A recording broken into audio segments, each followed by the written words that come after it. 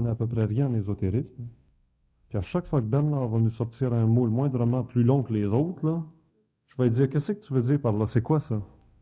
Même que ce serait le mot ésotérisme. On va partir en bas, doucement. À la manière de Bernard, on va se faire expliquer tout ce qui concerne l'ésotérisme, que ce soit parapsychologie, extraterrestre, supramental et tout le reste. On va essayer de faire un tour d'horizon complet sur tout ça, mais comme si, puis remarquez que c'est presque un tiers de la salle ici ce soir, comme si c'était la première fois qu'on abordait tout ça ensemble. Vous avez lu beaucoup de livres sur toutes sortes de sujets. Ce soir, Bernard va essayer de mettre ça à la sauce supramentale. Notre ami Bernard, où est-il? On accueille tout de suite Bernard de Montréal. Oh, oh, oh. On va parler d'ésotérisme. Je ne sais pas si c'est comme ça qu'on appelle ça. C'est quoi exactement que vous faites? Ce que je fais, moi, Oui. je fais tout dans mon possible pour détruire l'ésotérisme.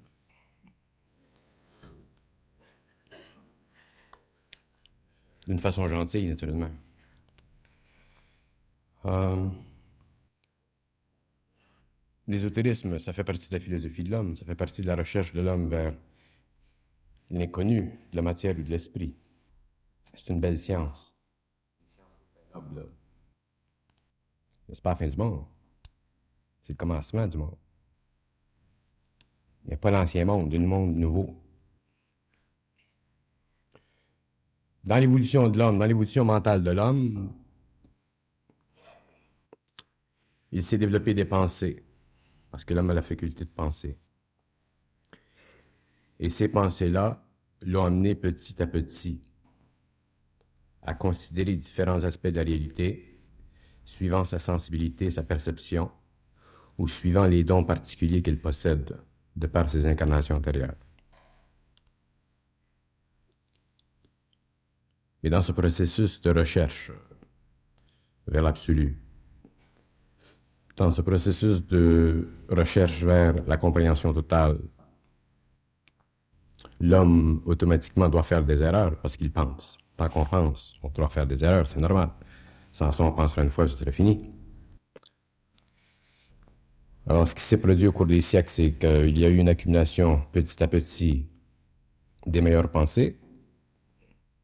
Et ces pensées les plus fortes, les plus hautes en vibration, se sont accumulées et ont formé ce qu'on appelle des systèmes philosophiques, soit cartésiens ou des systèmes philosophiques ésotériques.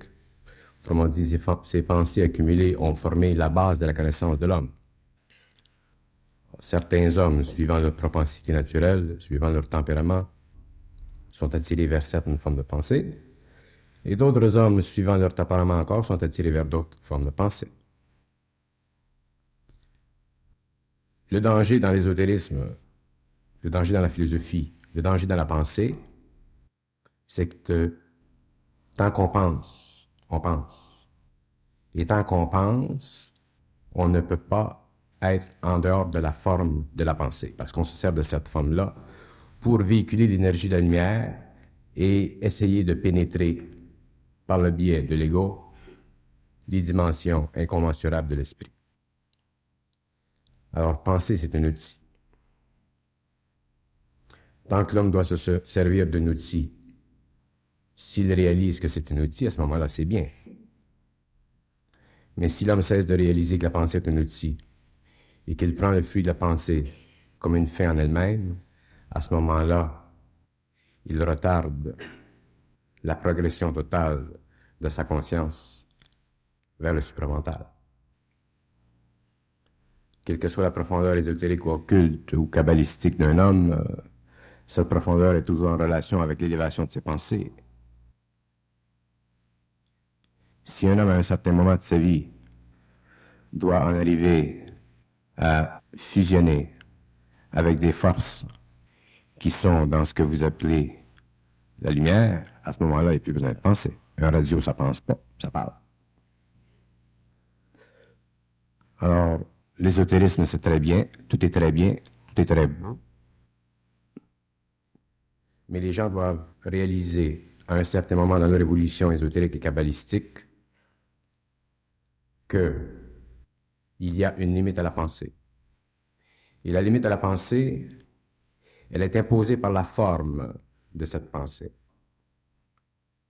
Et l'homme de l'avenir, l'homme qui entrera en contact avec des intelligences qui ont dépassé le niveau de la conscience animale humaine, sera dans cette conscience totale dans laquelle le phénomène de pensée n'existe pas parce qu'il n'est plus nécessaire. Le phénomène de pensée n'existant plus parce que n'étant plus nécessaire, éliminera totalement la nécessité de posséder une mémoire personnelle. Ne possédant plus de mémoire personnelle, l'homme ne pourra plus accumuler des formes pensées et petit à petit, il perdra son intellect. En perdant son intellect, son intelligence sera changée, sera altérée, sera transformée, le niveau vibratoire de son corps mental sera changé, de sorte que l'homme, au lieu de se servir de son intellect, qui est foncièrement composé de pensées à la fois mentales et émotives, ne se concernera plus pour la connaissance, parce qu'il sera dans la connaissance. Mais il ne sera pas dans la connaissance de la même façon que l'homme d'aujourd'hui croit à la connaissance. La connaissance pour l'homme d'aujourd'hui, c'est un but à atteindre. La connaissance pour l'homme de demain, c'est un état d'esprit qui est permanent, qui est inchangeable et qui est directement lié à la fusion qu'il possède sur le plan du supramental, sur le plan de l'âme, avec les forces de la lumière qui cherchent à renouer contact avec l'homme pour permettre le retour de la lumière vers la lumière. Le plus grand danger de la pensée humaine, quelle que soit la qualité positive des fruits de cette pensée, c'est que les pensées sont des formes. Et si l'on regarde l'évolution de l'univers, on s'aperçoit que lorsque les mondes inférieurs ont été créés, les plans inférieurs ont été créés, et que la lumière devait passer par ces plans pour manifester sa présence, l'énergie, le tracé de cette lumière dans les plans inférieurs a laissé une matière qu'on appelle l'ego, qui est en fait de la mémoire.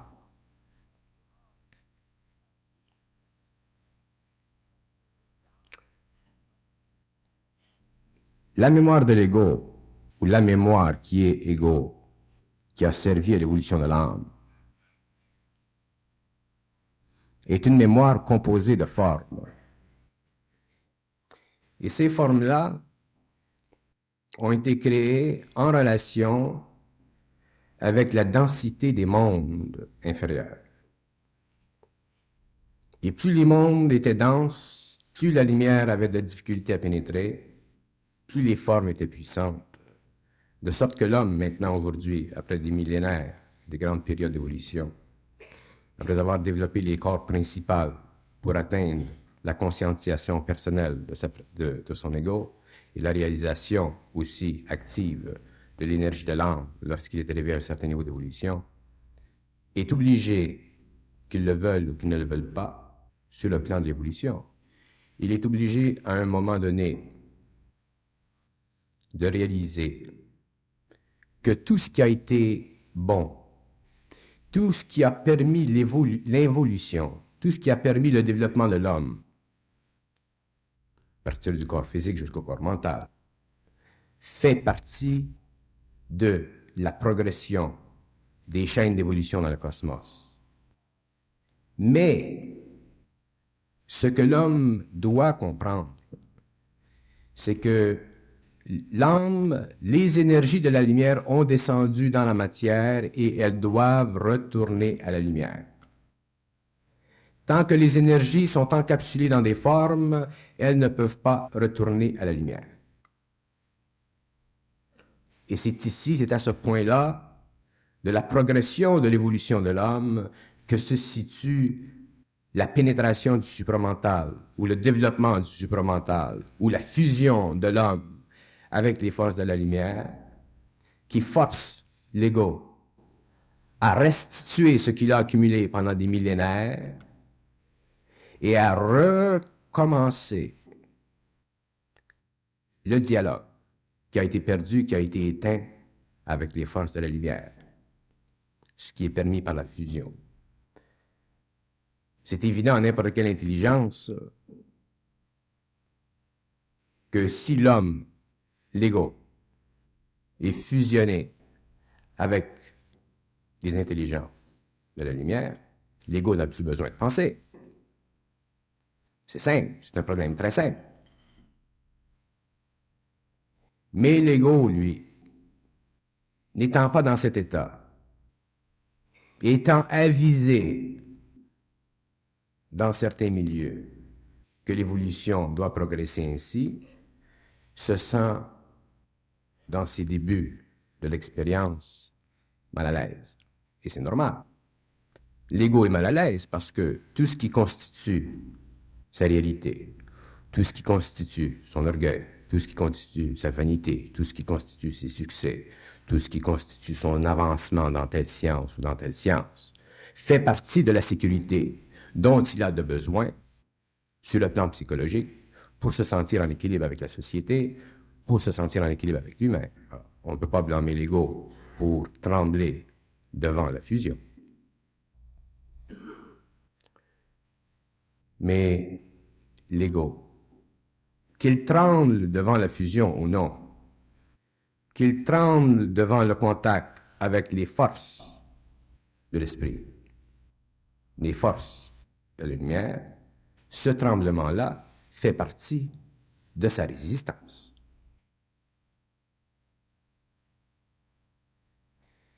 Et cette résistance-là, elle est normale, elle est naturelle.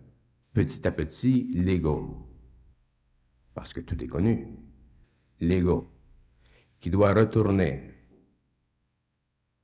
dans un champ d'expérience qui est alimenté par les forces de l'âme, sera marqué par ses forces petit à petit et graduellement atteindra le niveau de vibration nécessaire pour entrer en compréhension totale avec ces intelligences qui n'ont jamais cessé de contempler. Le problème aujourd'hui, dans le monde moderne, le problème particulier de l'ésotérisme, de la philosophie, de tout ce qui est intéressant, de tout ce qui est beau, de tout ce qui est grand, de tout ce qui fait partie de l'évolution de l'ego vers les couches plus abstraites de la pensée, et tout de même un aspect qui, dans l'avenir, sera totalement renversé. Et elle sera renversée parce que l'homme doit travailler avec les forces de la lumière, pas tous les hommes, mais un certain nombre d'hommes. Et ces hommes qui travailleront avec ces forces, et ce travail est déjà commencé, seront par le fait même entraînés petit à petit, graduellement, à reconnaître en eux une vibration, une énergie, qui fera trembler l'ego, qui créera dans l'ego le doute, qui mettra tout en question, soi-même et les autres, pour éventuellement en arriver à être totalement libre de la forme. Une fois que l'homme sera libre de la forme, il ne sera plus attaché à cette forme, que ce soit de la forme matérielle, de la forme spirituelle, et il se servira de son énergie créative provenant du supramental, passant par l'âme, l'ego et la personnalité. Il pourra retraduire sur des plans supérieurs de l'évolution de nouvelles formes d'énergie, mais qui ne seront pas sous le contrôle des forces sataniques. Le grand danger, le grand mal pour l'humanité, c'est que l'homme ne connaît pas les lois, même de l'évolution. L'homme ne réalise pas que ce qui est créé, ce qui a été créé dans un but éventuel de haut développement, mais que dans la période première de ce travail, dans la période où aboutit l'homme qui doit passer par un stage de développement, tout ce qui a été créé est un aspect de près ou de loin qui découle de la projection dans les espaces absolus des forces lucifériennes, retrempée dans la conscience égoïque des forces sataniques et projetée sur le plan humain dans l'expérience planétaire de l'homme en tant que mal véhiculé et mal transformé et mal retourné qui mène éventuellement l'homme à la souffrance. La plus grande sagesse qu'on puisse avoir envers tous les mots, envers toutes les idées, c'est de toujours attendre le développement de ces idées, de ces mots, jusqu'à leur épuisement total. Quand on parle de quelque chose, il faut toujours fermer le cercle. Si on ne ferme pas le cercle, à ce moment-là, l'esprit demeure en suspension. Tout s'explique. Tout est connaissable, tout doit être connu, et l'homme est arrivé à un point aujourd'hui dans son évolution, maintenant qu'il est prêt mentalement, l'homme doit tout connaître. Et toute intelligence qui refuse à l'homme de lui faire connaître ce qu'il doit connaître est automatiquement liée aux forces que vous appelez ésotériquement des ténèbres. C'est le droit le plus absolu de l'homme de tout connaître.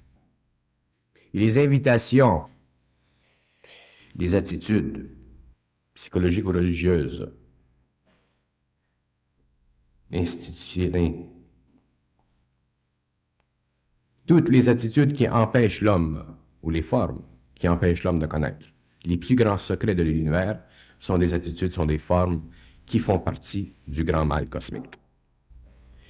Et le plus grand danger de ces attitudes, c'est que ces attitudes souvent sont tellement bonnes, elles sont basées sur une motivation tellement positive, protéger la société, protéger les intérêts du peuple, protéger les intérêts de la nation, de l'organisation, protéger même les intérêts de la connaissance.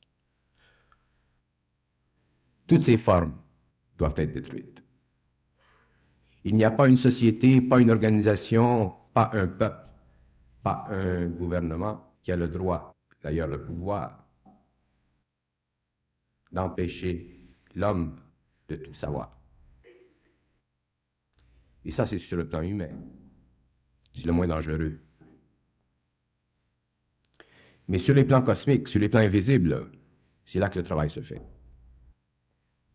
Ce n'est pas sur le plan humain, parce que sur le plan humain, le mal planétaire est simplement un résultat de l'ignorance de l'homme. Mais le grand mal, le mal cosmique, les lois de la pénétration de la lumière dans les plans inférieurs de l'évolution, les intelligences qui existent sur ces plans et qui ont elles-mêmes un plan qui est totalement impossible à l'homme d'imaginer parce qu'il pense. C'est là le grand danger.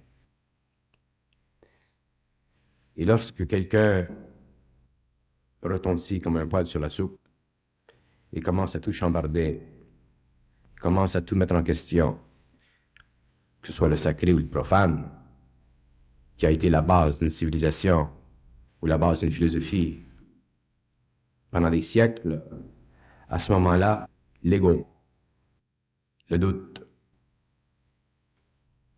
commence à montrer sa tête. Et ce sont justement ces formes qui font partie de la polarité du corps mental inférieur de l'homme, qui font partie de ces émotions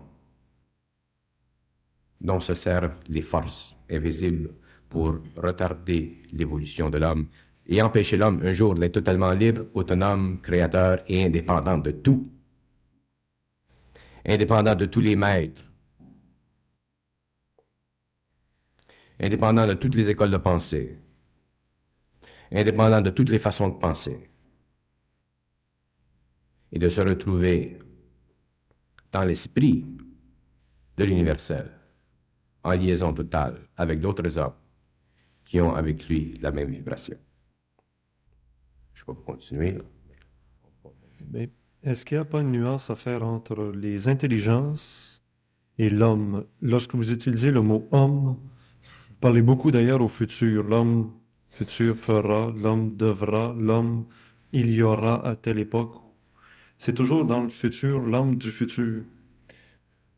Mais cet homme du futur qui ne pensera pas, qui retournera à la lumière,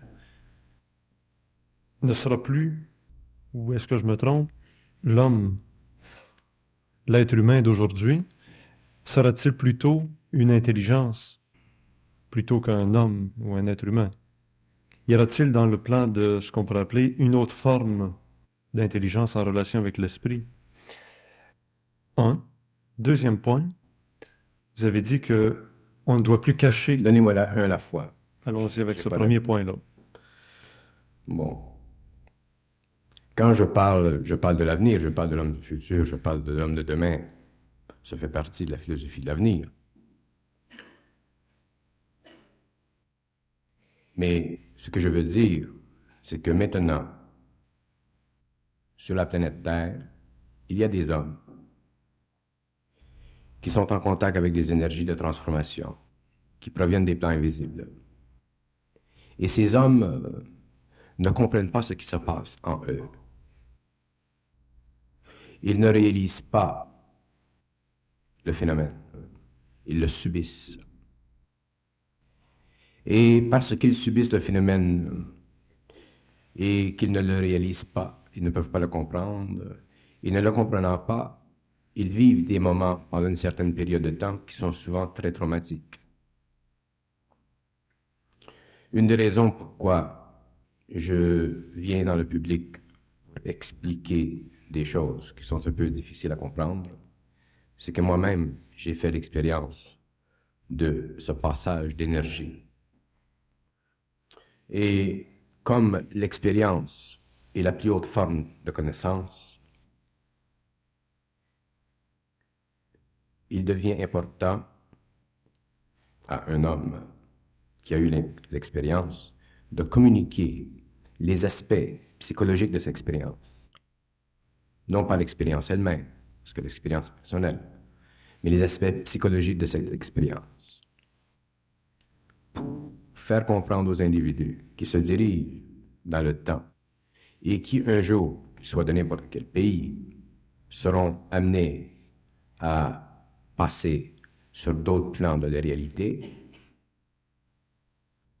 faire réaliser à ces individus qu'ils sont en évolution, qu'ils sont normaux, qu'ils sont très normaux. Et que tous les aspects psychologiques de cette transformation dont ils commencent simplement à prendre conscience sont des aspects normaux de cette transformation. Alors, si je parle de l'homme de l'avenir, je parle de ce temps qui n'est pas très loin, des hommes, des femmes, des enfants, sur la planète Terre, auront le pouvoir, la capacité, la normalité de voir dans l'invisible et de travailler avec des intelligences dans l'invisible qui ont accès soit à la matière solide ou à la matière invisible et qui travailleront avec ces intelligences. Mais l'homme n'est pas encore arrivé à ce point. Il est en transformation.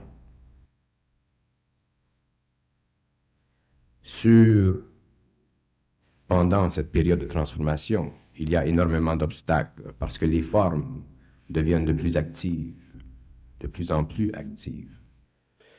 Parce que les forces retardataires dans l'invisible ne veulent pas que l'homme sache. C'est évident. Si l'homme sait, ils n'ont plus de domination sur l'homme. Alors, qu'est-ce qui se produit? C'est que l'homme souffre de ces formes à un rythme de plus en plus élevé. Et c'est très nécessaire que cet homme-là connaisse les lois psychologiques du supramental qui peuvent lui faire comprendre qu'il est très normal, lui, même si tout le monde est fou. Lui, il est très normal. On a de la difficulté à se croire normal quand tout le monde est anormal. On a toujours tendance à dire, moi, je suis pas normal et tout le monde est normal, mais c'est le contraire. Alors, l'homme de l'avenir, qui est en préparation, qui est en évolution très rapide d'ailleurs, fait partie de l'homme d'aujourd'hui et la transmutation qui créera cet homme de l'avenir. Quand je dis créera, je dis qu'il l'amènera à un niveau de vibration où il pourra réaliser ses pouvoirs internes, qu'il a toujours eu d'ailleurs. Cet homme de l'avenir prendra naissance sur la planète quand ce sera le temps. Mais en ce qui vous concerne, si vous commencez à vous intéresser un petit peu trop à l'homme de l'avenir, ça fait partie de la philosophie, ça fait partie de l'ésotérisme, ça fait partie de vos illusions. Autrement dit, si vous êtes des carottes dans le champ, occupez-vous de pousser et laissez faire la couleur de votre carotte. Il y a des gens qui passent leur temps à contempler leurs carottes. Et ils oublient de pousser. C'est ça le danger de la pensée. Ça répond très très bien à ma première question. C'est donc l'homme, l'être humain, très semblable à celui qu'on retrouve aujourd'hui, avec quelques modifications sur le plan vibratoire. Mais donc, encore, on parle d'un être humain corporel, physique. C'est l'homme d'aujourd'hui avec des modifications sur le plan vibratoire, c'est l'homme aujourd'hui avec des modifications au niveau des neurones, c'est l'homme d'aujourd'hui demain. Ma deuxième interrogation dans votre première partie était, lorsque vous avez dit, toute doctrine, toute école, toute religion, tout mouvement qui cache la vérité à l'homme fait partie des forces des ténèbres, travaille en harmonie ou pour les forces des ténèbres. Pourtant, il me paraît évident. Je vais vous répondre ici parce que c'est un point très important. J'ai toujours dit, quand je vous parle, essayez de comprendre ce que je vous dis et non pas de comprendre ce que vous pensez. C'est pas ce que vous pensez qui m'intéresse, c'est ce que je vous dis. Si vous vous occupez de comprendre ce que je vous dis avec ce que vous pensez de ce que je vous dis, à ce moment-là, vous allez retourner en arrière. Mais si vous ouvrez votre esprit et essayez de comprendre ce que je vous dis, moi, à ce moment-là, avec le temps, vous verrez que ce que je vous dis, c'est ce que vous savez. Quand je dis que les sociétés, les cercles de philosophie, tout ça, fait partie de l'évolution philosophique de l'homme et que c'est bon, c'est bon. Ce qui est bon, c'est bon. Ça, c'est l'aspect positif du mal.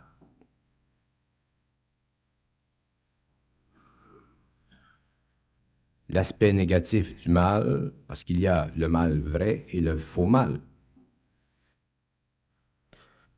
L'aspect négatif du mal, c'est le point où les individus deviennent prisonniers des formes qui sont cultivées dans ces terrains philosophiques. Alors, il y a deux aspects à la connaissance de l'homme. L'aspect involutionnaire, l'aspect qui regarde le développement de son corps mental, de son intelligence, ça c'est bon. Ça c'est le faux mal. C'est cet aspect du mal qui relève de la forme, et comme la forme relève du mal, cet aspect aussi relève du mal. Mais il ne relève pas du mal dans un sens moral. Il relève du mal dans un sens mécanique du mal. Il fait partie des lois cosmiques du mal. Cet aspect du mal, l'homme ne doit pas s'en préoccuper. Mais il doit un jour comprendre que cet aspect du mal faisait partie de son évolution spirituelle. L'autre aspect du mal, le mal négatif, qui est directement lié à la construction des formes, la confusion des formes, l'erreur créée par les formes, cet aspect du mal que l'on peut retrouver dans différentes écoles, cet aspect du mal fait partie du grand mal universel et l'homme. C'est que la connaissance n'a aucune signification. Et ça ne se comprend pas. C'est un état d'esprit, ça se sait. Si vous ne pouvez pas penser, et si vous n'avez pas de mémoire, c'est évident que la connaissance n'a aucune signification. Ça ne veut pas dire qu'elle n'existe pas, la réalité. La réalité existe, mais la connaissance est une manifestation de la réalité sur les plans où cette réalité peut être véhiculée par des mots. Mais dans la réalité, la connaissance telle que nous l'apercevons n'a aucune signification. La connaissance telle que nous la cherchons, telle que nous la voulons, fait partie de l'évolution du mouvement de notre ego vers une sensibilité intérieure qui nous vient directement de l'âme. C'est ça la connaissance. Une fois que l'homme est en contact avec les énergies de l'âme, il n'a plus besoin de connaissance puisqu'il est dans le savoir. S'il est dans le savoir, à ce moment-là, l'énergie de ce savoir, une fois qu'elle est exprimée par le cerveau, une fois qu'elle est exprimée dans l'expérience, devient pour l'humanité de la connaissance et elle sert à permettre l'évolution des êtres qui sont un peu en retard dans l'évolution cosmique. Alors, le concept du mal, ce que j'appelle le mal cosmique. Je donnerai un autre mot un jour, mais pour le moment, j'emploie le terme le mal cosmique. Le mal, c'est un phénomène naturel. Le mal cosmique, c'est un phénomène naturel qui provient de la répulsion entre la lumière et les mondes dans lesquels elle pénètre. Ce mal est normal parce qu'il constitue la base même de la création des mondes inférieurs. Ce qui doit être compris au niveau de l'homme, c'est que le mal cosmique, à un certain moment, peut être totalement inaffectif chez l'homme, parce que l'homme, à ce moment-là, n'est plus affecté par le mal planétaire. Le mal cosmique va exister pendant un bon bout de temps encore, mais le mal planétaire doit cesser. Le mal planétaire, c'est ce mal qui est directement lié au karma humain et qui crée la souffrance. Le mal cosmique ne crée pas la souffrance, il crée des mondes. Bon, alors ce soir, je suis venu écouter Bernard. J'ai lu beaucoup de choses dans des livres. J'ai même été informé par des amis qui font partie de différentes écoles ou organisations ésotériques. J'ai découvert une chose, c'est que dans le passé, il existait des sectes comme l'Ordre des Templiers, les Rose-Croix encore, et d'autres, qui ont, semble-t-il, accumulé des connaissances, une science et aussi à la fois une sagesse intérieure qui sécurise, mais qui leur ont aussi apporté dans le passé beaucoup de problèmes. J'apprends à tous les ans, paix aux hommes sur la terre, paix aux hommes de bonne volonté sur la terre. Je m'aperçois que beaucoup de ces gens de bonne volonté ont adhéré à des organisations, que ce soit même à des religions. Je peux commencer ici? Oui, Je peux commencer? parce que c'est la clé, justement, la bonne volonté. La bonne volonté, ça vaut rien. Parce que la bonne volonté, c'est pas de la volonté. La bonne volonté, ça vient du cœur, ça vient pas du mental. Et aux hommes de bonne volonté, ça veut dire que ceux qui ont de la bonne volonté sont moins susceptibles au retour du karma. Mais de la bonne volonté, ça vaut rien. De la bonne volonté, ça fait partie de tout ce qui est émotif dans l'homme.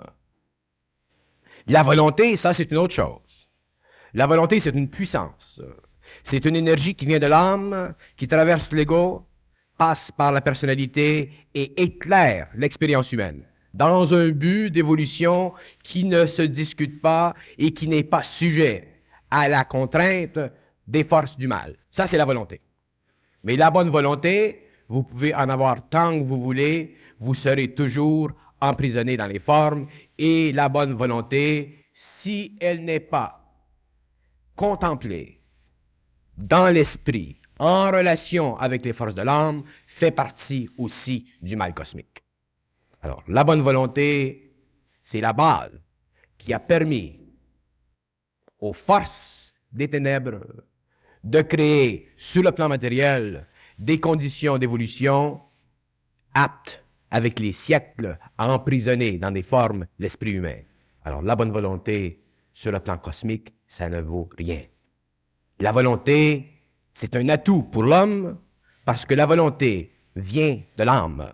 L'énergie de la volonté vient de l'âme. Et c'est avec cette énergie que l'homme doit travailler. S'il travaille avec de la bonne volonté, cette bonne volonté fait partie de sa personnalité, fait partie de son tempérament, fait partie des couleurs de sa personnalité, fait partie de son environnement social, culturel, familial. Ça sert à créer des bonnes œuvres. Mais si les gens qui créent des bonnes œuvres peuvent être détruites par les forces du mal, leur bonne volonté ne sert qu'à enrichir leur expérience, mais non à détruire le mal. Bravo, très bien. Mais je découvre aussi en étudiant les écoles ésotériques que la plupart de ceux qui ont traversé le temps ont eu foncièrement une volonté ferme de transmettre certaines connaissances, certaines vérités qui ont aussi été capables de traverser le temps. Des vérités qui ont traversé le temps, c'était des vérités qui avaient une vibration qui était plus haute que la vibration normale du mental humain. Les vérités qui ont traversé le temps ne passeront pas l'an 2000. La connaissance occulte de l'homme, la connaissance accumulée de l'homme depuis des siècles et des siècles et des siècles, la connaissance des Templiers, la connaissance de toutes ces grandes sociétés qui ont aidé à l'évolution de l'homme et qui ont aidé à maintenir sur la planète Terre la liberté avec la venue, sur le plan matériel, des forces de la lumière, en contact avec l'homme, ces connaissances-là ne seront plus nécessaires. Elles feront partie du musée de la vérité, mais elles ne seront plus nécessaires parce que l'homme ne se servira plus de ses forces, de ses énergies pour transmuter sa société, mais il se servira de l'énergie de l'âme pour créer des formes nouvelles. L'ésotérisme fait un mouvement en hauteur, fait un mouvement, un sursaut vers la fin du siècle, et tout à coup, il tombe mort. Alors, comprenez-moi bien, je ne dis pas que ce qui a été bon et nécessaire dans le passé n'était pas bon. Ce qui a été bon et nécessaire dans le passé faisait partie de l'évolution de l'homme. Mais lorsque l'homme sera en contact avec les forces de la lumière, ces connaissances-là seront dépassées, parce que ces connaissances-là ne sont pas scientifiques.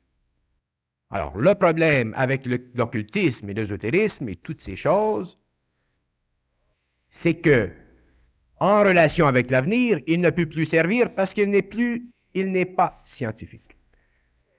Et une connaissance, l'application d'une loi, est scientifique lorsqu'elle est composée intégralement par l'homme en relation avec les forces de l'âme. L'homme doit connaître tous les secrets de la matière, de toutes les matières, pour composer dans les dominions de l'évolution les bases évolutives nécessaires pour réorganiser la matière qu'il doit spiritualiser parce que ça fait partie de son évolution. Ce qui est venu avant a servi à spiritualiser l'homme, à élever l'homme, à le retrancher de sa conscience animale.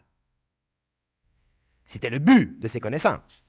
Mais dans l'avenir, lorsque l'homme sera dans la connaissance, ces buts auront été atteints et l'homme entrera dans une ère nouvelle où la connaissance sera totalement autre. Lorsque l'homme entrera dans cette ère nouveau, est-ce que je peux utiliser l'image qu'on a dans le temps très ancien où Adam et Ève ont été chassés subitement, non pas dans leurs enfants, mais eux-mêmes qui avaient vécu le paradis terrestre, ont été chassés en eux-mêmes de ce paradis terrestre, envoyés dans les souffrances, etc. Se peut-il que ce passage se répète en sens inverse, où le même être humain, mais ramené dans un paradis ou autrement, par une force extérieure, qu'on appelait l'ange avec l'épée de feu au paradis terrestre lorsque Adam et Ève en avaient été chassés, que cet homme donc sera ramené en lui-même, donc dans l'espace d'une génération ou à peine, par une force extérieure. Il y a 2 points dans cette question-là. Est-ce une force extérieure qui fait changer l'homme et est-ce que ça se fait subitement dans un homme, dans l'être humain? Vous n'avez pas 2000 tantôt, c'est très proche. Le changement, l'homme nouveau, la force qui donnera naissance à l'homme nouveau est une force qui vient de l'extérieur de l'espace-temps. Cette force, elle n'est pas une force extraterrestre. Les forces qui entreront en contact avec l'homme sont des forces de la lumière. Ce ne sont pas des extraterrestres. L'homme travaillera avec les extraterrestres. L'homme créera le pont entre la matière et la lumière pour l'évolution des extraterrestres, parce que l'homme est plus grand que les extraterrestres sur le plan évolutionnaire cosmique. L'homme est la seule entité dans le cosmos qui possède une âme faite de ce que j'appelle la matière mentale de Dieu, de ce que vous appelez Dieu. Les extraterrestres ont une âme faite de ce que j'appelle la matière de l'amour de Dieu, de ce que vous appelez Dieu. Alors, ce sont deux essences absolument différentes. L'homme est le seul être dans le cosmos qui a le pouvoir, d'ailleurs c'est pour ça que le Christ est venu sur cette planète, qui a le pouvoir d'établir un pont entre la matière et la lumière. Et les extraterrestres ne vont pas vous le dire. Et surtout, les extraterrestres, ou ces entités, ou ces races d'outre-espace, qui ne travaillent pas pour l'évolution de l'homme, mais qui travaillent pour le retardement de l'homme. Il y a des entités dans l'espace qui travaillent effectivement pour l'évolution de l'homme. Mais il y a des entités dans l'espace qui travaillent contre l'homme. Et ces entités font partie de l'évolution des forces sataniques dans les mondes extérieurs. Alors, il est temps que les hommes cessent de croire tout ce qu'ils entendent. C'est pour ça que je dis toujours, tant que vous allez croire, tant que le mécanisme de croyance ne sera pas détruit dans vos esprits, vous serez toujours sujet aux formes et automatiquement, vous serez toujours sujet à l'ignorance parce que votre connaissance ne pourra pas monter à la surface. Alors, la transmutation de l'homme sera faite par les forces de la lumière. Les forces de la lumière gouvernent sur certaines races en évolution que vous appelez des races extraterrestres, et ce sont ces races qui seront au chevet de l'homme et qui aideront l'homme à établir dans les toits de la planète, dans les terres de la planète, les bases de science nécessaires à l'évolution de la 6e race. Et l'homme sera totalement indépendant. Quand je dis l'homme, là, je ne dis pas tous les hommes, je parle de l'homme. L'homme nouveau. Et l'homme nouveau sera totalement libre des influences psychologiques, hypnotiques, astrales, des extraterrestres qui travaillent avec les forces plutoniennes. Alors, il y a 2 sortes d'extraterrestres. Il y a une force dans l'univers. La force dans l'univers dirige toute l'évolution.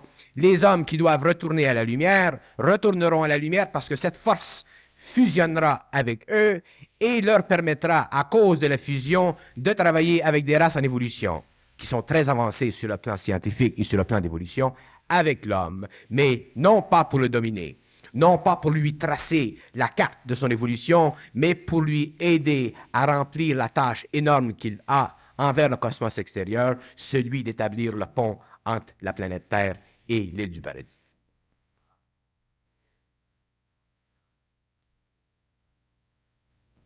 Bernard, j'ai toute une réserve quand quelqu'un, de quelque origine que ce soit, me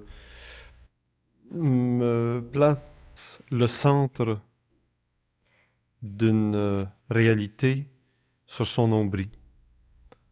Quand je vois à l'époque où on pensait que le centre de l'univers est en Grèce, quand on pensait que le centre de l'univers c'était la planète Terre, quand on a découvert finalement que ça tournait autour du Soleil, quand on a vu un envoyé de Dieu ou qui s'est dit envoyé de Dieu, que ce soit en Orient, eh ben, c'était le vrai Dieu, celui dont celui-là nous parlait, parce qu'il s'adressait à ce peuple-là.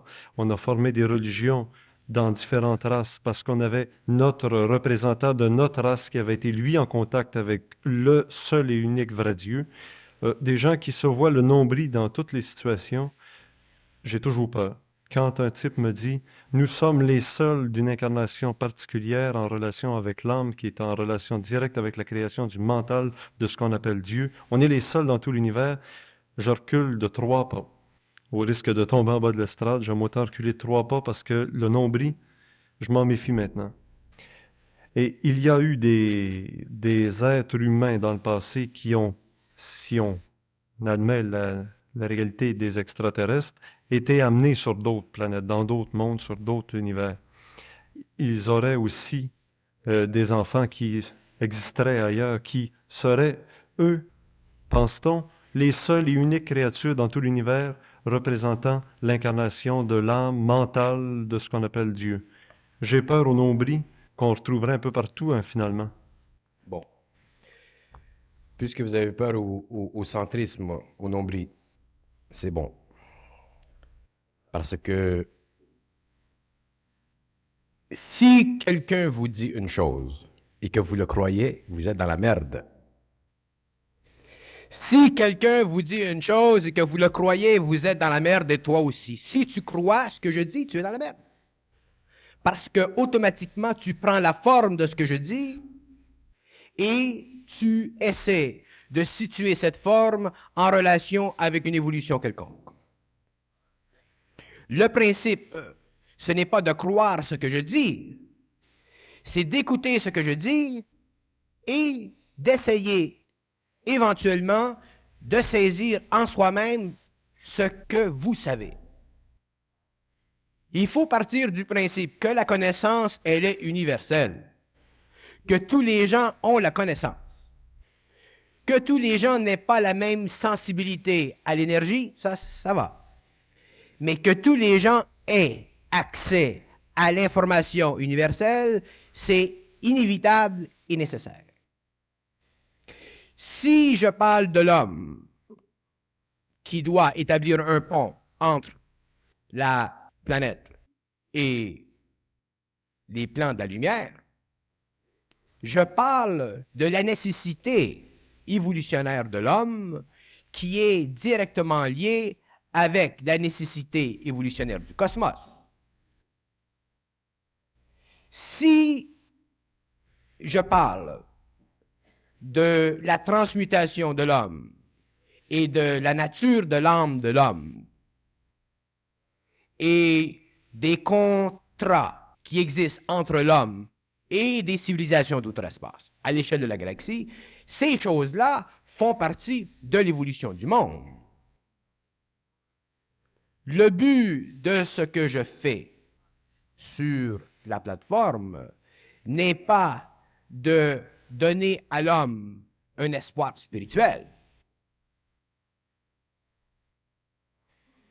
mais de faire comprendre à l'homme que l'homme, l'individu lui-même, est grand. Il est temps que les hommes, les individus, regardent leur nombril et le mettent sur la table. Parce que depuis des siècles, on s'est mis sur le ventre le nombril des autres. Alors, il est temps que l'homme commence à regarder son nombril pas la façon hindoue. Mais regarder son nombril dans ce sens, de réaliser qu'il a en lui de l'énergie, de la lumière, et que cette lumière-là est la force qui doit le diriger dans les mondes, dans les éthers. Et si cette force, si cette intelligence vous fait réaliser telle ou telle chose, ça fait partie de la relation vibratoire entre vous et cette intelligence.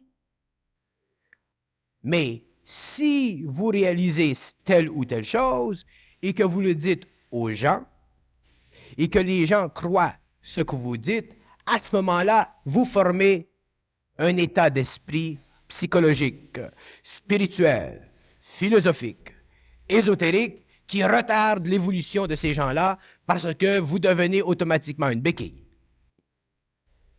Alors, il y a deux options.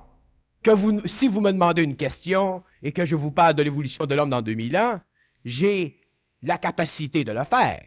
D'un autre côté, si je vous parle de l'évolution de l'homme dans 2000 ans et que je vous décris des tableaux qui aujourd'hui chignent ou nous fait rechigner à cause de l'exploitation psychologique dont on a souffert pendant des siècles de temps, à ce moment-là, c'est plus la même situation. Si vous me demandez de vous expliquer telle chose ou telle chose ou telle chose dont j'ai la capacité parce que je ne peux pas penser, et qu'à ce moment-là, vous, à cause de l'émotion humaine, à cause du fait que vous n'avez pas réalisé encore l'importance à l'homme, chez l'homme, d'être totalement centrique, je ne dis pas égocentrique, je dis centrique. À ce moment-là, c'est pas mon problème. Moi, je veux bien vous décrire ce qui va se passer, ce qui doit se passer dans le cosmos. C'est à vous de le vérifier par vous-même. Si vous avez contact avec des extraterrestres, si vous avez contact avec des forces sur des autres plans et que vous avez l'habilité de communiquer avec elles, si ces forces travaillent sous l'égide des forces de la lumière, ils seront totalement en accord avec ce que je dis. Si elles travaillent avec les forces qui retardent l'évolution de l'homme, elles seront totalement en désaccord avec ce que je dis. Et à ce moment-là, lorsque vous serez pris entre l'accord et le désaccord, vous serez obligé par vous-même de faire la synthèse et de savoir avec qui vous parlez. C'est ça ma job. C'est ça ma job. Ma job, c'est pas plus que ça. Ma job, c'est pas de convaincre le monde, puis commencer à faire comprendre au monde, puis développer des grands tableaux pour l'abrutissement des esprits. On est assez abrutis comme on est là. On est bourré comme des salades. Le point qui est important, c'est que les hommes doivent éventuellement réaliser en eux la centricité totale. Et la centricité, cette centricité-là, est totalement en dehors de l'ego. Elle est liée, elle provient du fait que l'âme, l'ego et la personnalité sont fusionnés. Et à ce moment-là, l'homme, il est centrique, il n'est plus influençable, il sait. Et s'il parle avec un homme qui sait, il sait que l'homme sait. Et s'il parle avec un homme qui croit qu'il sait ou qui pense qu'il sait, lui sait que l'homme pense qu'il sait et lui, il est neutre à ça. Ça, l'histoire.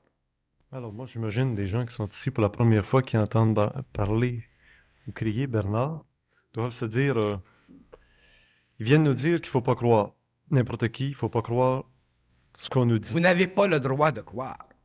Si vous croyez, vous êtes dans la merde, automatiquement. Parce que vous vous soumettez à une influence. Qu'elle soit bonne ou mauvaise, ça n'a pas d'importance. Si quelqu'un vous dit quelque chose, et qu'il a raison, qu'il est dans l'intelligence créative, vous allez le savoir. Alors, vous allez entreprendre avec lui un dialogue facile, normal, plaisant. Mais si quelqu'un vous dit quelque chose qui est dans l'erreur, pas par sa faute, mais parce qu'il est dans une forme, à ce moment-là, vous ne serez pas affecté par la forme. Si quelqu'un vous dit quelque chose, il ne s'agit pas de nier ce qu'il vous dit. Ça, c'est l'erreur que les gens font. Il s'agit d'écouter ce qu'il dit. Et si ce qu'il dit, clic, clac, tant mieux. Ça clique pas, il n'y a rien là. Mais si ça clique, mais tant mieux, ça vous fait un chum. Ça vous fait quelqu'un avec qui parler. Puis s'il y en a 2, 3, 4, 10, 100, 500, 1000, c'est le fun. C'est plaisant. Mais si vous commencez à croire quelqu'un, vous êtes fini. Vous êtes fini. Vous ne serez jamais centrique si vous croyez quelqu'un. Mettez ça dans votre tête. Jamais vous serez centrique si vous croyez quelqu'un.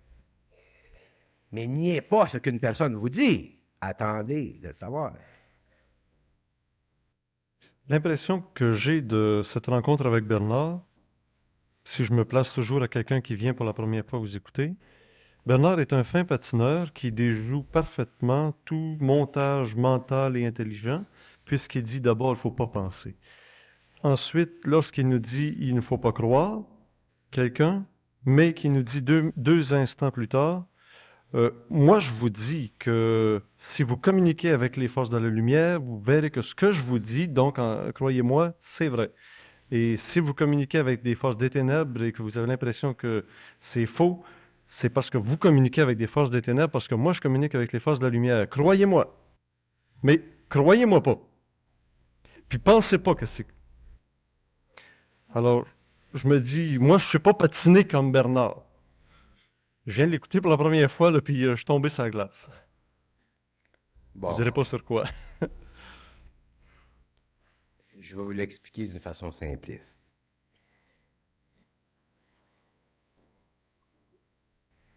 Quand vous êtes bien dans votre peau, vous êtes bien dans votre peau. Quand vous parlez à un chum qui est gentil, qui est informatif, qui vous aide, vous l'appelez un chum. Quand vous rencontrez quelqu'un qui vous casse les pieds, mais c'est plus un chum, vous n'avez pas besoin d'un psychiatre pour vous dire si c'est un chum ou si c'est pas un chum. Vous le savez dans votre expérience. Avec les forces qui pénètrent la conscience de l'homme, c'est la même chose. Si vous êtes en contact avec des intelligences créatives,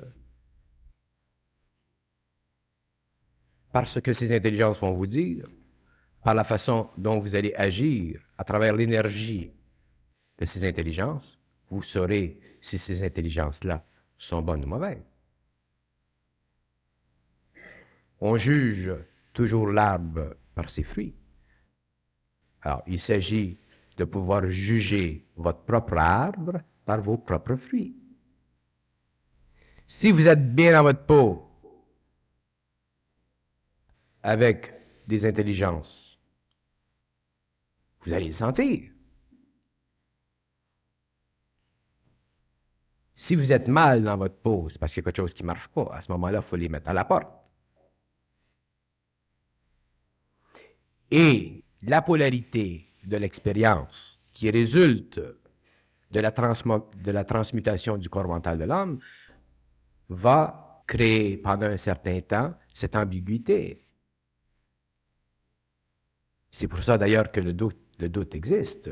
Et je vous dis bien que tous les gens qui doivent passer, qui doivent entrer en contact avec cette énergie, doivent souffrir le doute. Vous ne pouvez pas faire autrement parce que le mental, il est polarisé. Jusqu'au moment où cette dualité est totalement détruite et que vous fonctionnez d'une façon synthétique. C'est une synthèse. Là, à ce moment-là, il n'y a plus de doute. Là, vous êtes centrique. Lui, Glenn, c'est mon chum. Ça par rapport, mais c'est mon chum. Là, il essaie de me mettre sur le spot. C'est important qu'il me mette sur le spot. Parce que d'abord, il ne peut pas me mettre sur le spot. Je ne suis pas mettable sur le spot. Mais quand il me met sur le spot, il fait un travail extraordinaire. Parce qu'il me permet d'expliquer un petit peu plus loin la nature du spot. Fait que plus vous me mettez sur le spot, mieux c'est. Parce que plus je peux jeter de la clarté sur le spot.